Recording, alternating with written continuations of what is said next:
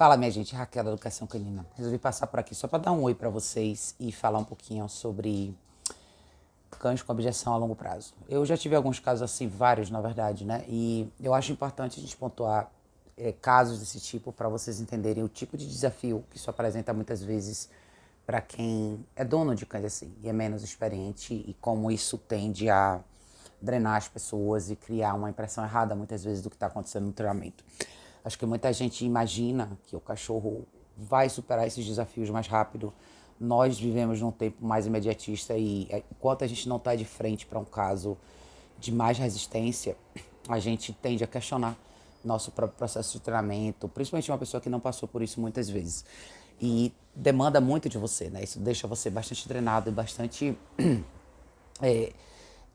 menos motivado, né? Na verdade, numa posição de mais hesitação, quando a gente fala do que fazer dentro do treinamento, da nossa percepção. Dito isso, eu tô aqui para enfatizar que esse processo é muito mais comum do que vocês imaginam, tá? Esse ano passado, eu peguei muitos cães ansiosos, muitos cães com dificuldade de adaptação numa das coisas mais simples do treinamento, que é a adaptação na caixa de transporte. Então, muitas vezes, quando você nunca teve que lidar com um cachorro assim, você não entende quanto esse pedaço do treinamento pode ser desafiador, que tem muito a ver com restrição e muito a ver com a postura do cachorro e quem ele é nos momentos onde você apresenta situações que ele não quer fazer e ele te devolve esse conflito. Isso pode acontecer com a caixa, isso pode acontecer com uma série de outros exercícios que você faz, às vezes na própria caminhada, a posição. Muitas coisas podem impactar a sua confiança e a sua segurança no que você está fazendo no treinamento, mas eu acho que uma das coisas que mais pega para a maioria das famílias é a parte de restrição que tem a ver com o uso da caixa de transporte. Isso pega para muita gente, porque é muito difícil ter que lidar com isso a longo prazo. Quando isso acontece, tenham em mente que alguns cães vão ser mais resistentes, vão ser mais selvagens nesse sentido. É nessa hora que ele vai te mostrar quem ele é de verdade. Então, o seu cachorro ele não ficou mais agressivo, ele não ficou mais reativo porque você introduziu a caixa ou porque você introduziu qualquer outra coisa. Isso acontece quando o cachorro é apresentado numa situação que ele simplesmente não quer ceder. E ele vai testar você muitas vezes a longo prazo. Quem lembra dos cachorros que passaram aqui no passado vão lembrar que eu peguei alguns casos assim. Peguei um Jack Russell assim, um Shiba assim.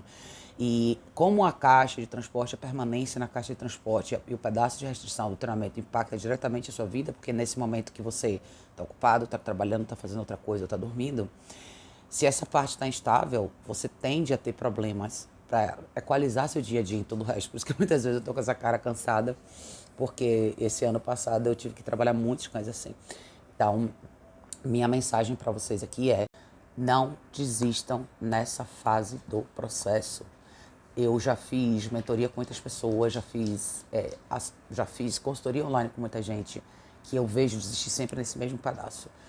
Tenham em mente que muitos cães vão te testar, é agora que você tem a oportunidade de provar que você é de fato a pessoa sensata dessa relação, que você sabe o que você está fazendo.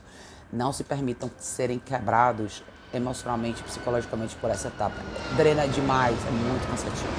Parece que não, mas é. Mas o cachorro vai chegar lá. É uma questão de tempo. Às vezes não é o tempo que você está pensando que vai acontecer naquele treinamento, às vezes vai demorar um pouco mais.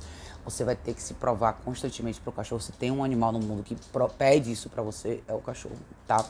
Então, lembrem disso. Não se desmotivem com essa parte do processo farofa para que mais uma vez para provar isso é uma realidade. Então, só para fechar esse pensamento, para vocês entenderem por que eu faço esses textos, muitas vezes eu falo sobre características humanas, porque dentro do seu treinamento você vai ser constantemente cobrado pelo cachorro. A gente fala que a gente cobra bastante o cachorro, mas você vai ser cobrado. Ele vai fazer você provar que você é o quem você disse que você é. Isso muitas vezes tem a ver com a nossa conduta. A gente não está acostumado a ser cobrado, a gente não está acostumado a ter que enfrentar essas fraquezas, esses desafios, esses momentos de fragilidade e vulnerabilidade que a gente tem. E se você pega um dia um cachorro assim, você vai entender por que você tem que lidar com isso de frente, você não pode fugir. É fácil abrir a porta da caixa, é fácil deixar ele sair. Se eu abrir a porta da caixa agora, ele vai sair, ele vai deitar, ele vai dormir aqui. Mas não é essa a minha proposta. Se eu fizer isso, eu não vou estar sendo fiel com o treinamento que eu me propus a fazer com ele. E o meu treinamento tem a ideia de elevar ele. Eu preciso que ele supere isso. Para ele superar isso, eu tenho que superar isso também, que é a resistência dele, tá? Tenham isso em mente, tá, gente? Beijo.